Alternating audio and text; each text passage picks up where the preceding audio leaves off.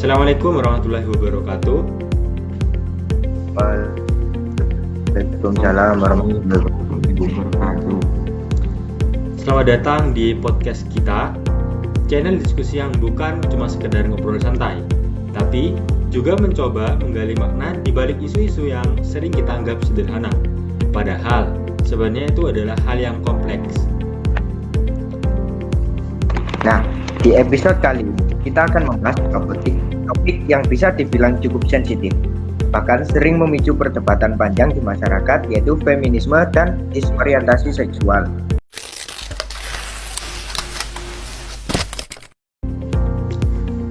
Dan menariknya, dua isu ini seringkali dibahas secara terpisah. Padahal, kalau kita lihat lebih dalam, keduanya punya benang merah yang sama, yaitu tentang identitas, kebebasan, dan bagaimana manusia memahami dirinya sendiri. Betul, dan jujur aja banyak diskusi di luar sana yang terjebak di permukaan. Misalnya, feminisme langsung dianggap melawan agama, atau disorientasi seksual langsung dilabeli tanpa mencoba memahami latar belakangnya. Padahal, kalau kita mau jujur, realitasnya nggak sesederhana itu. Ada pengalaman hidup, ada tekanan sosial, ada perubahan zaman, bahkan ada krisis makna yang mungkin tidak kita sadari. Makanya, ini kita nggak mau buru-buru menyimpulkan. Kita ingin membuka ruang dialog yang mungkin tidak selalu nyaman, tapi penting. Nah, baik. Nah, di sini kita sudah hadir bersama 3 narasumber dengan perspektif yang berbeda. Nah, yang pertama ada Mas Hilmi yang akan membantu kita memahami dari sisi normal.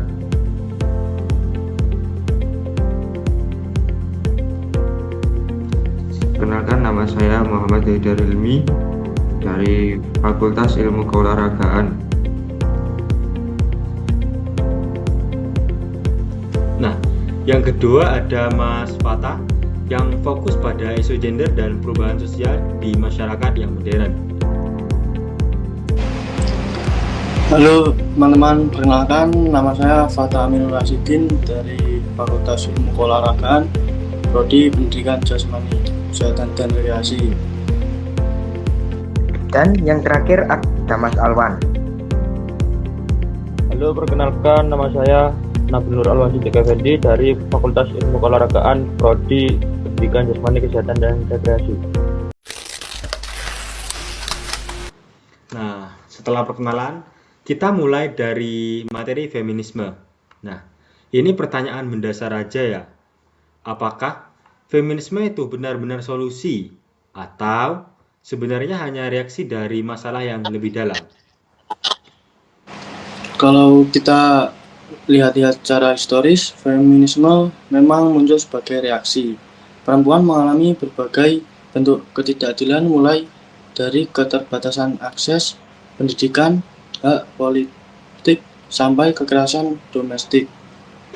Dan ini bukan cerita yang jauh, bahkan ini beberapa tempat untuk masih terjadi sampai sekarang.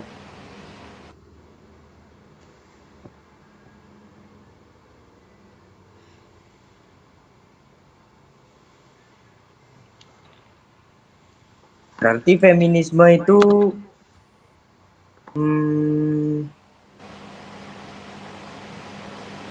lahir di realitas ya Mas, dari teori semata. Ya betul Mas. Tapi yang sering dilupakan adalah ketika setiap gerakan yang terlahir dari reaksi berpotensi berkembang ke arah yang ekstrim jika tidak terkontrol. Nah, oke, baik. Ini menarik banget ya. Nah, untuk selanjutnya, baik Mas Silmi mungkin bisa menjelaskan bagaimana Islam melihat hal ini. Baik Mas, dalam Islam konsep keadilan antara laki-laki dan perempuan sebenarnya sudah sangat jelas. Namun seringkali yang terjadi di masyarakat adalah distorsi ajaran tidak dipahami secara utuh. Jadi ketika muncul ketidakadilan, kita harus jujur, itu bukan berarti Islamnya yang salah, tapi praktik manusianya. Tapi kalau praktik yang salah itu terjadi terus-menerus, apakah wajar kalau orang mulai mempertanyakan sistemnya, Mas? Itu pertanyaan yang valid. Namun, mengganti sistem tanpa memahami akar masalah bisa menciptakan masalah yang baru, Mas. Kalau dari sudut pandang anak muda, banyak yang melihat feminisme sebagai simbol kebebasan, bukan lagi soal keadilan, tapi soal aku bebas menentukan hidupku tanpa batas. Nah, dan di titik itu, makna awalnya mulai bergeser ya Mas, jadi seperti itu ya? Ya betul Mas, dari perjuangan keadilan menjadi ideologis kebebasan tanpa batas. Nah, oke. Tadi kan pertanyaan yang mendasar. Sekarang kita masuk ke kritiknya. Apa yang terjadi ketika feminisme dipahami secara ekstrim, Mas? Yang paling terasa adalah krisis peran. Dalam Islam, perbedaan peran itu bukan bentuk diskriminasi, tapi keseimbangan. Namun, ketika semua harus sama, justru keseimbangan itu yang hilang.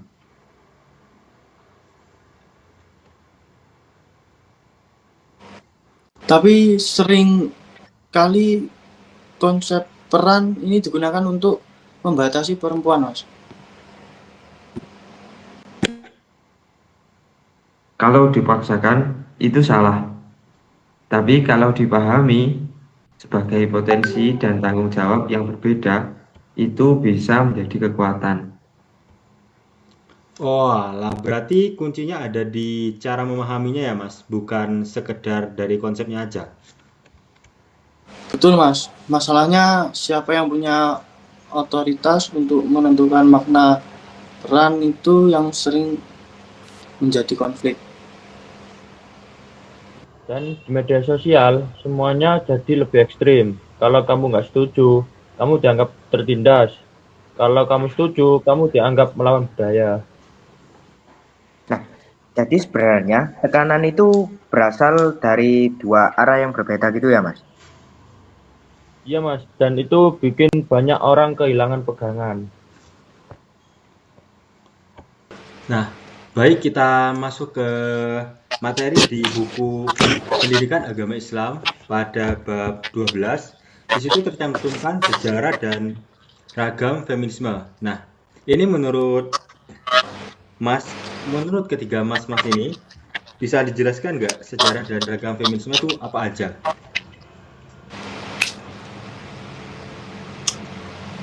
Menurut bahasa, kata feminisme berasal dari bahasa Latin femina yang berarti perempuan. Dalam kamus bahasa Inggris, Webster Dictionary, kata feminism diartikan sebagai sebuah doktrin atau gerakan yang menganjurkan persamaan hak antara laki-laki dan perempuan di bidang sosial, politik, dan ekonomi. Menurut Kamla Basin dan Nighat Said Khan, dua orang feminis dari Asia Selatan, feminisme adalah suatu kesadaran atau penindasan dan pemerasan terhadap perempuan dalam masyarakat, di tempat kerja, dan di dalam keluarga, serta tindakan sadar oleh perempuan maupun lelaki untuk mengubah keadaan tersebut. Gitu, Mas. Mas Hilmi kan sudah menjelaskan sejarah. Nah, sekarang mungkin dari Mas Alwan atau Mas Fata bisa dijelaskan bagaimana sejarah singkat tentang feminisme ini, Mas. Baik Mas, sejarah singkat feminisme yaitu gerakan feminisme muncul di Barat dan tidak dapat dipungkiri merupakan respon dan reaksi terhadap situasi dan kondisi kehidupan masyarakat di sana. Di Barat, sejak zaman dahulu sampai awal abad modern, perempuan disamakan dengan budak dan anak-anak, dianggap lebih fisik maupun akalnya.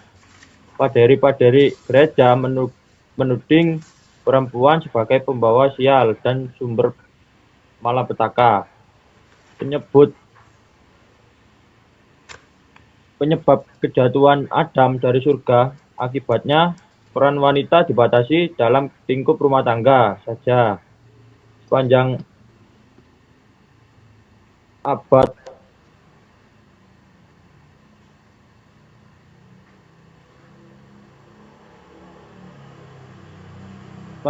pertengahan, nasib perempuan di Eropa tetap sangat memprihatinkan. Bahkan sampai tahun 1805, perundang-undangan Inggris mengakui hak suami untuk menjual istrinya. Gitu, Mas. Mungkin Mas Fatah mau menambahkan penjelasan dari Mas Alwan sama Mas Hilmi. Cukup, Mas. Oke, baik. Nah, untuk selanjutnya, apa aja sih ragam dari feminisme ini? Mungkin dari Mas Hilmi atau Mas Alwan atau Mas Fatah bisa menjelaskan.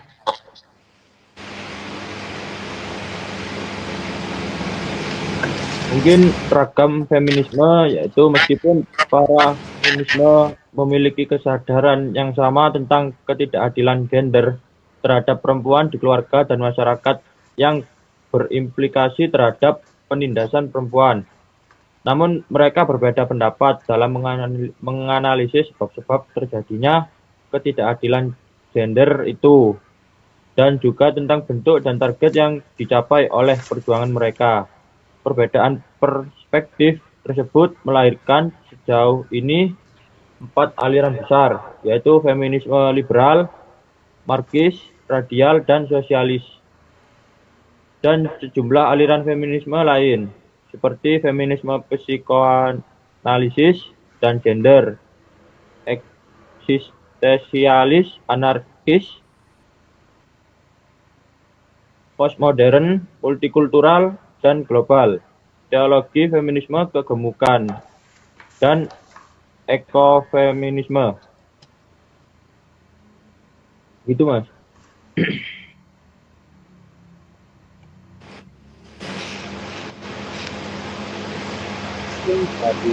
Ini bisa dijelaskan apa itu feminisme liberal, Mas?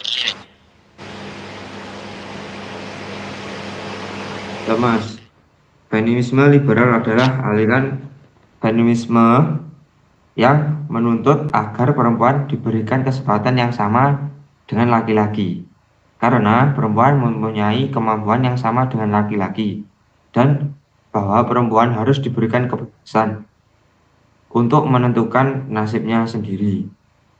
Sedangkan feminisme marxis merupakan aliran yang berpendapat bahwa sumber ketertindasan perempuan adalah sistem produksi dalam keluarga, di mana laki-laki bekerja dan menghasilkan uang, dan perempuan hanya bekerja di rumah, sektor rumah tangga yang tidak menghasilkan uang.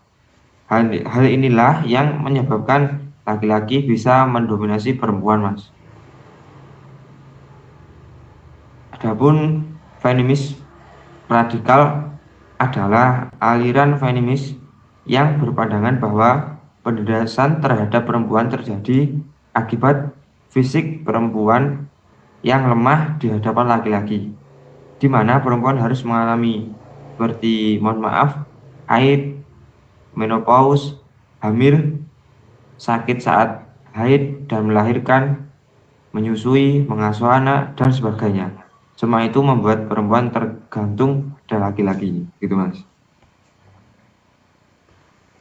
Nah, dari materi yang udah dijelaskan sama Mas Hilmi, Mas Alwan, Mas Fatah. Nah, selanjutnya nih,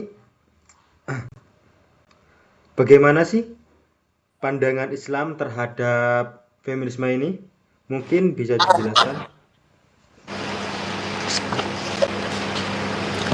Feminisme dalam pandangan Islam itu ide feminisme tampak cukup menarik minat umat Islam yang mempunyai semangat dan idealisme yang tinggi untuk mengubah kenyataan yang akan menjadi lebih baik. Namun, bagaimanakah sebenarnya Islam memandang ide dan gerakan ini dengan mengkaji sejarah dan ide feminisme dan mengkaitkan dengan ajaran Islam yang akan ditemukan jawabannya. Sejarah munculnya feminisme memperlihatkan bahwa feminisme lahir dalam konteks sosio-historis khas negara-negara barat yang sekular dan materialistik, terutama ketika perempuan saat itu tertindas oleh sistem masyarakat kapitalis yang mengeksploitasi perempuan. Maka dari itu mentransfer ide ini kepada umat Islam yang memiliki sejarah dan nilai yang jauh berbeda, jelas merupakan tidak tepat dan tidak dapat dipertanggungjawabkan secara ilmiah. Dalam pandangan Islam, ide dasar dan utama yang diperjuangkan oleh feminisme berupa kesetaraan kedudukan dan hak antara perempuan dengan laki-laki adalah suatu yang tidak benar dan menyalahi kodrat kemanusiaan. Memang benar, Islam memandang perempuan dan laki-laki memiliki kedudukan yang setara. Namun dalam sejumlah aspek, terutama aspek kemanusiaan, namun hal ini tidak membuat Islam memberikan hak-hak yang identik kepada perempuan dan laki-laki dalam semua hal. Keadilan ini tidak harus bermakna persamaan, bahkan harus berbeda jika kondisi dan fungsi objek berbeda. Udah cukup, Mas. Oke, setelah kita membahas tentang feminisme ya, kita masuk ke topik berikutnya yaitu disorientasi seksual.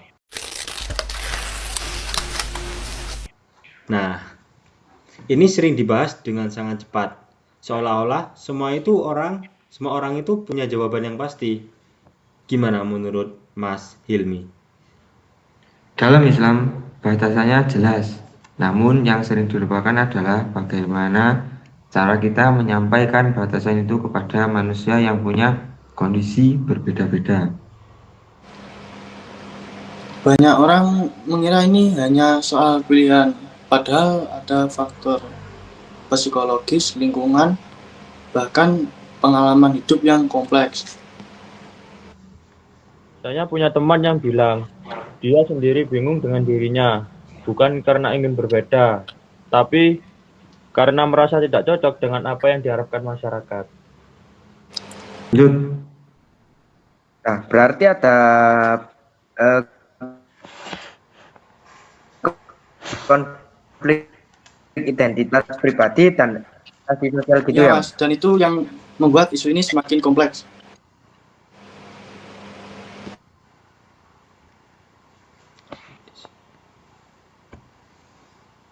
Yang belum tentu benar tapi terasa menerima, seperti itu ya Mas?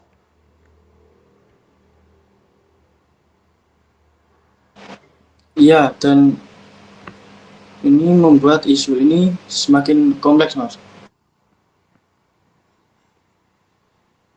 Nah, kalau kita lihat lebih luas, apakah ini sebenarnya bagian dari krisis identitas? Mungkin dari Mas Hilmi? Saya melihatnya sebagai krisis makna. Ketika manusia kehilangan arah, mereka mencoba mencari identitasnya dari luar.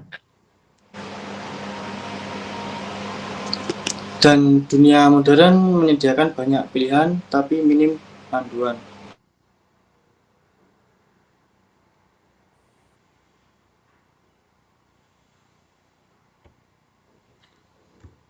Oh, berarti kebebasan tanpa makna bisa berubah jadi kebingungan, begitu ya Mas? Betul. Dan di titik itu manusia mulai mempertanyakan galanya termasuk dirinya sendiri, Mas.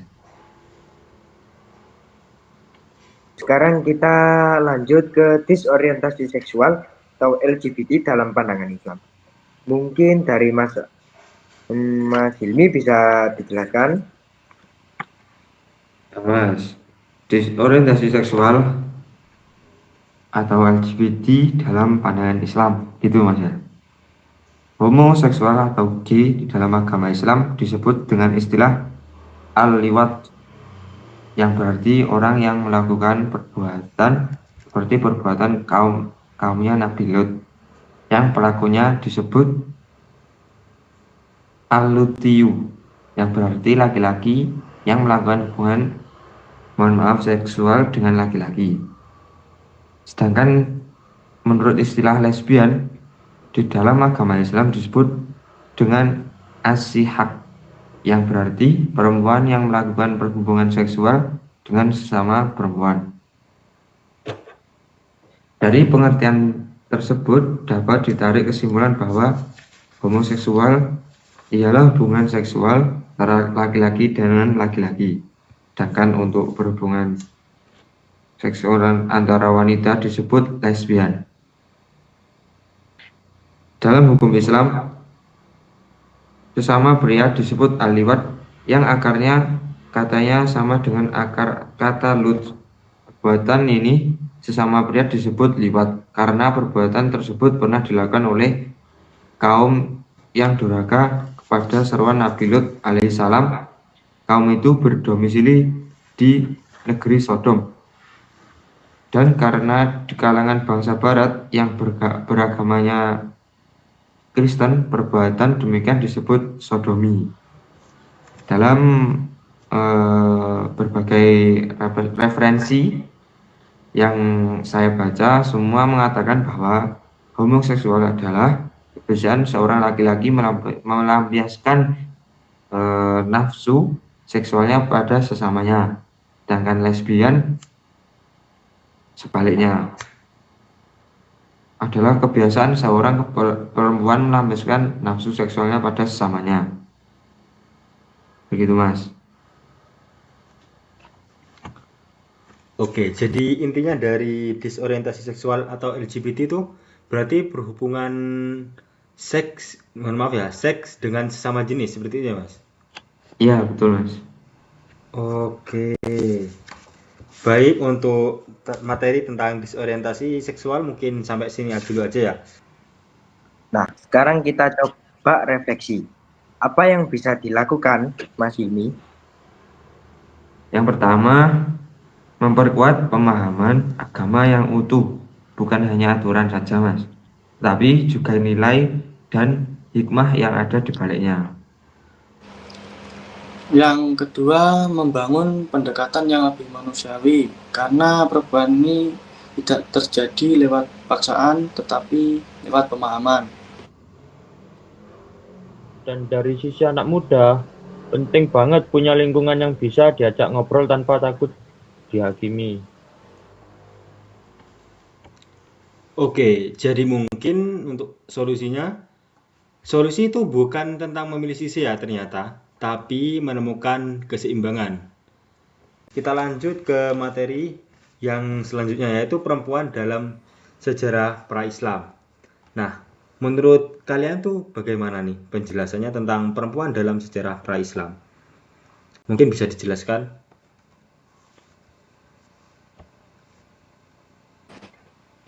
Oke, baik Mas.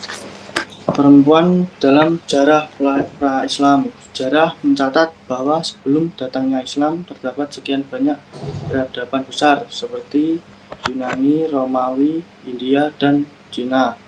Dunia juga mengenal agama-agama seperti Yahudi, Nasrani, Buddha, Zoroaster, dan sebagainya.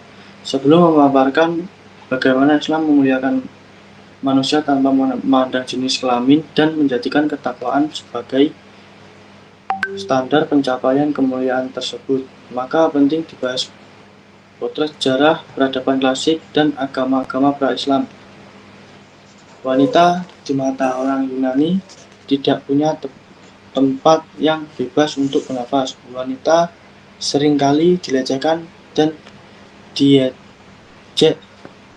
Mereka mengklaim kaum wanita sebagai najis dan kotoran dari hasil perbuatan setan. Di kalangan elit, para perempuan ditempatkan atau disekap dalam istana-istana. Di kalangan bawah, nasib mereka sangat menyedihkan.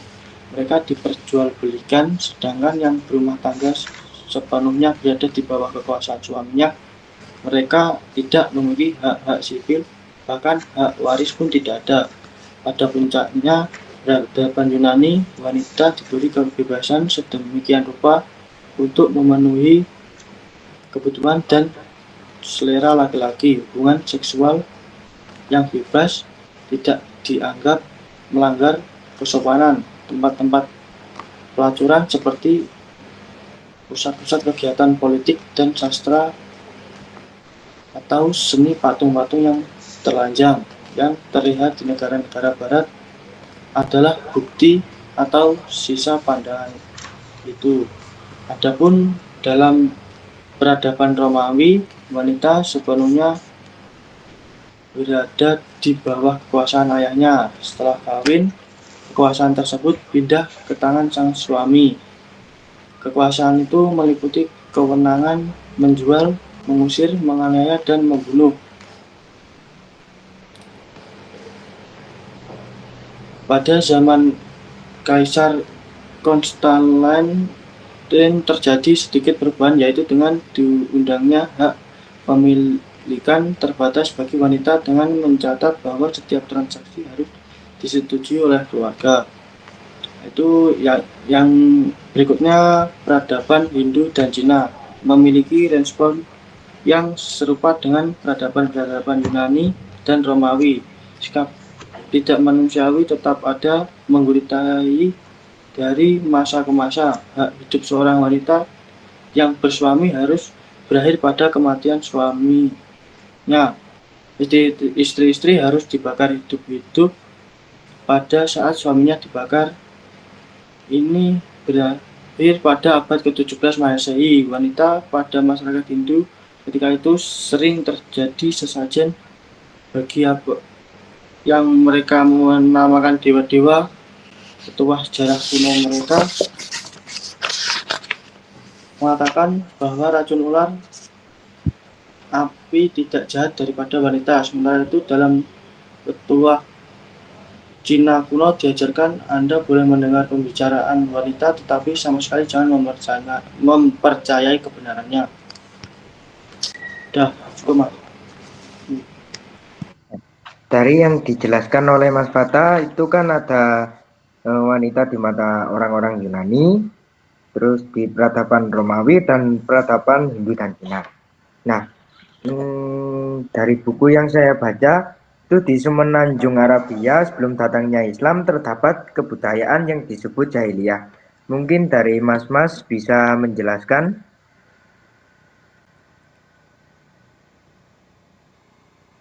Di Semenanjung Arabia sebelum datangnya Islam terdapat kebudayaan yang disebut jahiliyah. Di zaman ini perempuan dipandang amat rendah. Seorang bapak merasa malu bila istrinya melahirkan bayi perempuan, sehingga di kalangan mereka terdapat kebiasaan mengubur bayi perempuan. Perempuan pada zaman jahiliyah dianggap seperti benda yang dimiliki laki-laki. Dalam sebuah perjudian, tidak aneh bila terdapat seorang suami mempertaruhkan istri dan harta bendanya. Perempuan tidak memiliki hak waris, bahkan dipandang sebagai sesuatu yang dapat diwariskan. Di sisi lain, laki-laki dapat menceraikan istrinya berkali-kali dan kembali padanya sesuai kemauannya.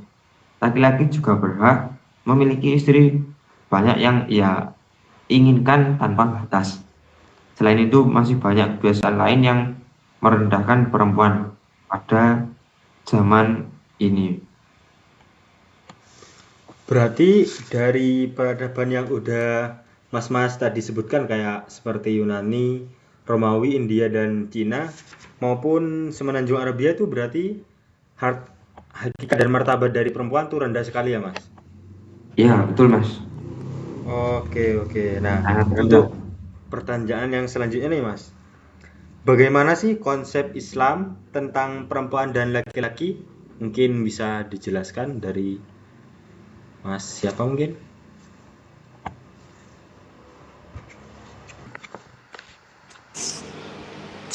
Konsep Islam tentang perempuan dan laki-laki.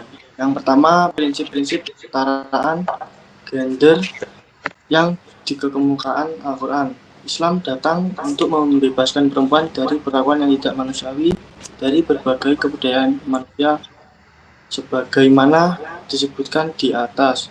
Islam memandang perempuan sebagai makhluk mulia dan terhormat yang memiliki hak dan kewajiban. Dalam Islam haram hukumnya menganiaya dan memperbudak perempuan. Islam adalah agama yang pertama menempatkan perempuan sebagai makhluk yang tidak berbeda dengan laki-laki dalam hakikat kemanusiaannya. Meskipun begitu, dalam beberapa hal prinsipil terdapat perbedaan antara perempuan dengan laki-laki. Saat Al-Quran yang diturunkan Allah pada Nabi Muhammad diharapkan agar seluruh umat manusia, terutama kaum pria di muka bumi ini, untuk memperlakukan kaum wanita lebih baik dan terhormat. Salah satu utama sekaligus prinsip pokok dalam ajaran Islam adalah persamaan antar manusia, baik antara laki-laki dan perempuan maupun antar bangsa, suku, dan keturunan. Kemuliaan seorang di hadapan Tuhannya bukan didasarkan pada jenis kelamin atau etnisnya, melainkan prestasi ibadah dan muamalah yang dilakukannya. Laki-laki dan perempuan sama-sama sebagai hamba Allah. Tidak ada perbedaan status atau derajat dalam posisi manusia sebagai hamba. Surah Al-Zariyat ayat 56. Dari ayat ini dapat diketahui bahwa eksistensi manusia, baik laki-laki maupun perempuan di dunia, adalah bertujuan untuk mengabdi sebagai hamba Allah. B. Laki-laki dan perempuan sama-sama menerima beban taklif. Kesamaan lain antara perempuan dan laki-laki adalah dalam hal menerima beban taklif, melaksanakan hukum, dan balasannya kelak di akhirat. Surat Al-Mu'min ayat 40 menyebutkan bahwa siapa saja laki-laki maupun perempuan yang beriman dan mengerjakan amal soleh maka akan memperoleh surga. C. Laki-laki dan perempuan menerima perjanjian primordial. Dalam Islam, laki-laki dan perempuan sejak akan dilahirkan ke dunia, keduanya menyatakan sebuah ikrar ketuhanan yang sama tanpa ada perbedaan. D. Laki-laki dan perempuan berpotensi meraih prestasi sebagai manusia. Al-Quran menyampaikan pesan yang tegas bahwa prestasi seorang baik dalam aktivitas spiritual maupun dalam karir profesional tidak perlu dimonopoli oleh salah satu jenis kelamin. Gitu, Mas. Berarti Al-Quran tuh mengemukakan bahwa laki-laki dan perempuan tuh memiliki kesetaraan gender yang sama gitu ya, Mas? Ya, betul, Mas.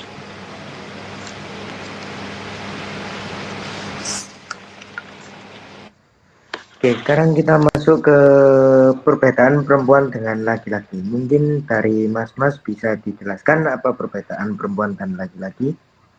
Ya, Mas. Dalam Quran Surat Ali Imran ayat 36, Allah Subhanahu wa Ta'ala menegaskan bahwa secara kodratri laki-laki memang berbeda dari perempuan. Letak perbedaan ini menurut Kiai Haji Ali Yafi sebagian besar menyangkut dua hal, yaitu perbedaan secara biologis dan fungsional.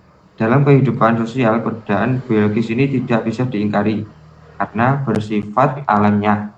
Seperti halnya dalam dunia binatang, ada jantan, ada pula yang betina. Akibat dari perbedaan fisik, biologis, dan psikologis di atas, maka muncul perbedaan fungsional dalam kaitannya dengan proses reproduksi. Fungsi perempuan dan laki-laki berbeda. Tidak mungkin sama. Laki-laki adalah pemberi bibit, sedangkan perempuan berfungsi menampung dan mengembangkan bibit tersebut dalam rahimnya sehingga mengandung dan selanjutnya melahirkan. Dengan adanya perbedaan fungsional ini, muncul kewajiban yang berbeda pula, baik berkenaan dengan fungsi, kedudukan maupun posisi masing-masing dalam masyarakat. Dalam hal aurat, Islam mewajibkan perempuan menutup seluruh tubuhnya kecuali wajah dan telapak tangan, Mas. Sementara aurat laki-laki hanya pusar sampai lutut. Islam juga menetapkan pembagian warisan bagi laki-laki dan perempuan 2:1. Begitu juga dalam masalah kesaksian. Perbedaan lainnya adalah bahwa khatib atau imam dalam sholat Jumat adalah laki-laki, bukan perempuan. Bahkan keikutsertaan perempuan dalam sholat Jumat dipandang sunnah. Demikian pula terdapat hukum yang khas perempuan seperti hukum haid, masa iddah, kehamilan, selanjutnya penyusuan dan sebagainya, gitu Mas.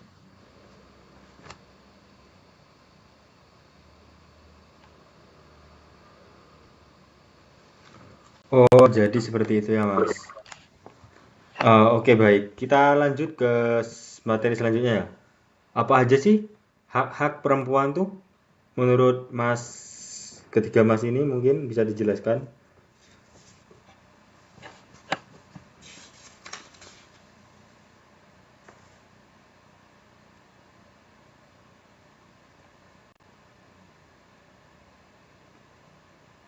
Oke Mas, untuk hak-hak perempuan, di samping kesamaan yang dimiliki laki-laki dan perempuan, Islam juga memberikan sejumlah hak kepada perempuan.